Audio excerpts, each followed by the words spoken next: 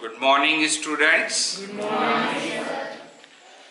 आज जो है वो हम क्लास 11th का एक पोएम करेंगे, the voice of the rain. और इसके पोएट कौन है? Walt Whitman. ठीक है। और देखिए, कोई भी जो पोएम होता है, चाहे वो किसी भी क्लास के लिए हो, ऐसा नहीं कि आपके क्लास में दिया गया है तभी आप लोग इसको पढ़ेंगे। मतलब ये तो एक इत्तेफाक हम कर सकते हैं कि ये पोएम जो है वो हमारे क्लास में आया है, तो इसको आपको जो है वो सिर्फ एग्जामिनेशन पॉइंट ऑफ व्यू से देखना है, ऐसा नहीं है। और मैं अपने सारे व्यूवर्स से भी कहना चाहता हूँ कि कोई भी जो पोएम है उसको हाँ ये तो सब्जेक्ट का है तो मैं ना देखूं, ऐसा नहीं है। क्योंकि पोएम का मतलब तो पोएम होता है ना, वो किसी भी क्लास में है, ठीक है। लेकिन उसके साथ जो हमको एक कनेक्शन बनाना है, उसको पढ़ करके जो हमको एक कनेक्शन, उससे हमको क्या एनर्जी मिलती है, क्या सीखने को मिलता है, कितना इंग्लिश हम अपना इम्प्रूव कर पाते हैं, ये सारा चीज जो है वो बहुत मायने रखता है, ठीक है। तो चलिए, और इस पोएम में एक खास चीज जो है वो है पर्सोनिफिकेशन। पर्सोनिफिकेशन का मतलब होता है, जैसे हम इस पोएम को पढ़ेंगे तो आप लोग देखेंगे कि यहाँ पर पोएट जो है वो रेन से बात कर रहा है, इसलिए पोएम का नाम क्या है? The voice of the rain. Voice of the rain का मतलब क्या हुआ? रेन या वर्षा की आवाज। तो वर्षा जो है वो क्या किसी से बात करती है क्या? नहीं करती है ना। उसके बावजूद जो है यहाँ पर पोएम का पर्सोनिफिकेशन किया गया। वर्षा का पोएम, वर्षा का जो है वो पर्सोनिफिकेशन किया गया है। पर्सोनिफिकेशन का मतलब होता है मानवीयकरण, कि जैसे वो कि कोई इंसान है और उसके साथ हम बातचीत कर रहे हैं। और ये पूरा का पूरा पोएम जो है एक कन्वर्सेशन की जैसे है, बातचीत के जैसे। किसके बीच में? पोएट मतलब कवि और वर्षा के बीच में जो है वो एक बातचीत चल रही है। तो देखिए, ये बातचीत जो है वो किस प्रकार से चलती है। पोएम को जो है आखिरी तक आपको देखना है, ऐसा नहीं कि जो है वो सिर्फ शुरू में 1-2 मिनट देखे खत्म। क्योंकि पोएम को जब तक हम आखिरी तक नहीं समझेंगे, उसके क्वेश्चन आंसर को नहीं समझेंगे, तब तक कोई मतलब नहीं है पोएम को पढ़ने या देखने का, ठीक है। चलिए स्टार्ट करते हैं। And who are you said I to the soft falling shower. सबसे पहले यहाँ पर पोएट जो है वो बोल रहा है हु आर यू। किसको बोल रहा है यहाँ पर? बारिश को बोल रहा है। Who are you. Who are you का मतलब क्या होता है? तुम कौन हो। ये पुराना थोड़ा सा हु आर्ट दो, ये ऐसा दिया हुआ है, तो काफी पुराना पोएम है। उस समय यू को जो है वो दो कहा जाता था, तो ये जो है उस समय का पोएम है, इसलिए इस प्रकार से लिखा गया है। Which strange to tell gave me an answer as here translated। और पोएम ने जो है क्या आंसर दिया? पहले तो उसे एक स्ट्रेंज फील हुआ, मतलब एक आश्चर्य लगा कि पोएट जो है वो मुझसे बातचीत कर रहा है ना। तो मैं इसे क्या जवाब दूं? I am the poem of earth.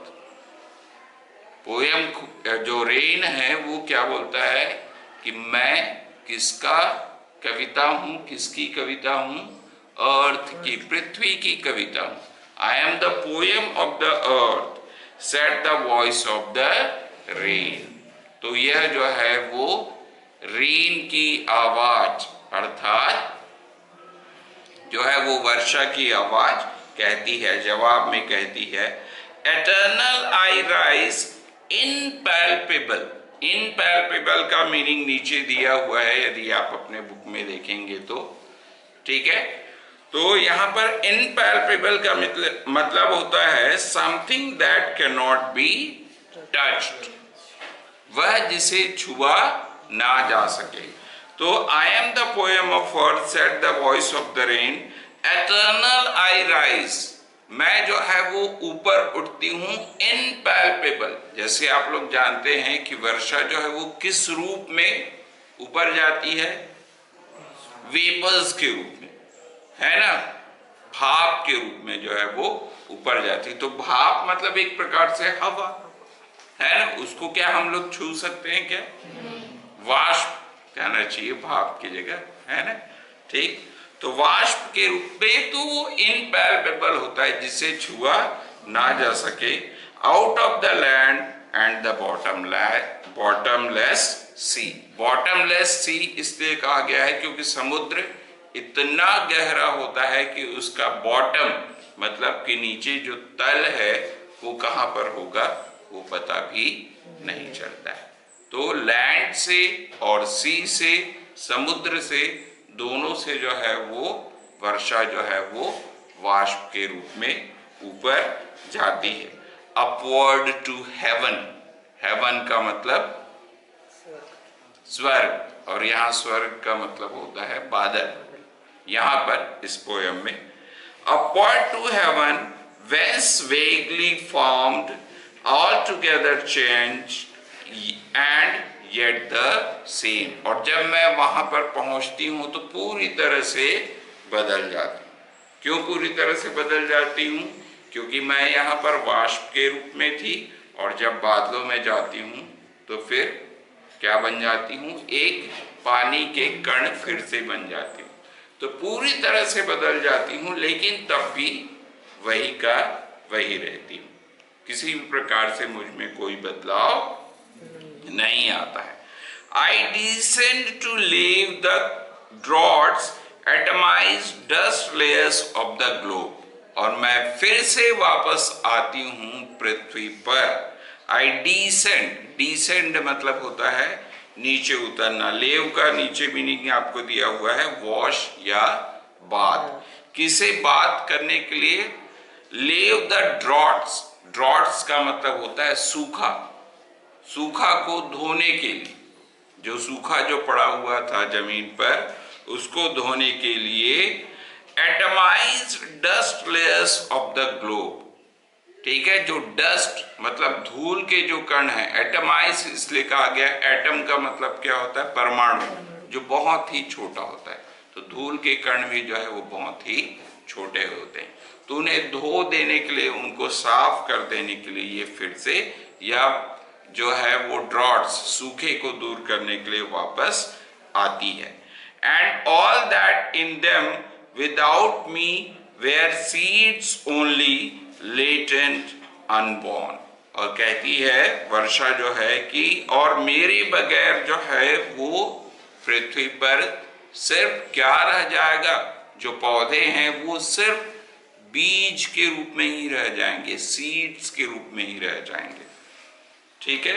Latent unborn, छुपा हुआ रह जाएगा, कभी वो बाहर नहीं निकल पाएगा। अनबॉर्न, जन्म ही नहीं हो पाएगा, पौधे का जन्म ही नहीं हो पाएगा। And forever by day and night, और हमेशा डे एंड नाइट, रात और दिन, है ना। I give back life to my own origin, और वर्षा के बिना तो जो है वो जीवन संभव ही नहीं है। पानी के बिना जीवन संभव है क्या? नहीं है। तो वो क्या बोलती है कि I give back life to my own origin, मेरा भी जन्म यहीं से हुआ, पृथ्वी से ही हुआ, और मैं उसे ही जो है वो जीवन दे भी रही हूं। तो एक प्रकार से जो है जो वर्षा का पूरा चक्र चल रहा है, जो हम लोग साइंस में पढ़ते हैं, मानसून चक्र या वर्षा का चक्र या जल चक्र, जो आप लोग पढ़ते होंगे ना विज्ञान में, ठीक है। And make pure and beautify it, ठीक है, और उसको मैं क्या करती हूँ? प्योर एंड ब्यूटिफाई करती हूँ, ठीक है। उसको जो है वो मैं शुद्ध करती हूँ, सुंदरता उसकी बढ़ाती हूँ। पृथ्वी की सुंदरता बारिश के बाद कितनी अच्छी लगती कि नहीं लगती, है ना। कहीं पर आपको धूल ढक्कन नहीं नजर आएगा, पेड़ पौधे एकदम धुले हुए नजर आएंगे, ठीक है। उसके बाद आगे की जो 2 लाइंस हैं उसको कोष्ठक में दिया गया है, ब्रैकेट में दिया गया है, for song issuing from its birth place. उसी प्रकार से जो है वो कवि भी कहता है कि जो कविता, जो गीत मैं लिखता हूं फ्रॉम इट्स बर्थ प्लेस, वो यहीं से जन्म लेती है, आफ्टर फुलफिलमेंट वॉन्डरिंग, और वो अपने एम को, अपने लक्ष्य को जो है वो पाती है और फिर से जो है वो घूम घाम के वापस रेक्ट और अनरेक्ट, रेक्ट और अनरेक्ट मतलब रिकॉग्नाइज्ड और अनरिकॉग्नाइज्ड, मतलब वो चाहे उसको लोग रिकॉग्नाइज करें, पहचाने न पहचाने, ड्यूली विथ लव रिटर्न्स, मतलब मैं अपने गीत के माध्यम से जो प्रेम को बांट रहा हूं, जो प्यार को बांट रहा हूं लोगों को, वही प्यार जो है वो मुझ तक वापस आता है। तो ये इस प्रकार से बहुत ही सुंदर एक पोयम है, मतलब कितना अच्छे से वर्णन किया गया है वर्षा का, और यहाँ पर दोनों के बीच में, वर्षा और पोयम के बीच में जो है वो एक बातचीत चल रही है। ठीक है, इसमें क्वेश्चन आंसर जो दिया हुआ है पीछे थोड़ा सा इंपॉर्टेंट है, आप लोग देख लेंगे इसको। जैसे पहला जो क्वेश्चन है, there are 2 voices in the poem, poem में 2 आवाज है, एक तो कवि की है, पोएट की है, और दूसरा वर्षा की है ना। तो ये और कुछ और क्वेश्चन है, what does the phrase strange to tell mean, ये ऐसे कुछ क्वेश्चन हैं जो आपके परीक्षा की दृष्टि से इम्पोर्टेंट। ठीक, तो जो कह परीक्षा में आएगा उसको परीक्षा के हिसाब से पढ़िए। स्टूडेंट्स इस पोएम को जो है वो अपने हिसाब से इसको एंजॉय कर सकते हैं कि मेरी परीक्षा में, और जो बाकी लोग भी इस पोएम को जो देख रहे हैं उसको सिर्फ एक गीत के रूप में, एक कविता के रूप में जो है इसको एंजॉय कीजिए। ओके, ठीक है, मिलते हैं आपसे नए वीडियो में, और जो है वो इसको आप लोग ज़्यादा से ज़्यादा इस वीडियो को शेयर करो और सब्सक्राइब करो। ओके, मिलते हैं, बाय बाय।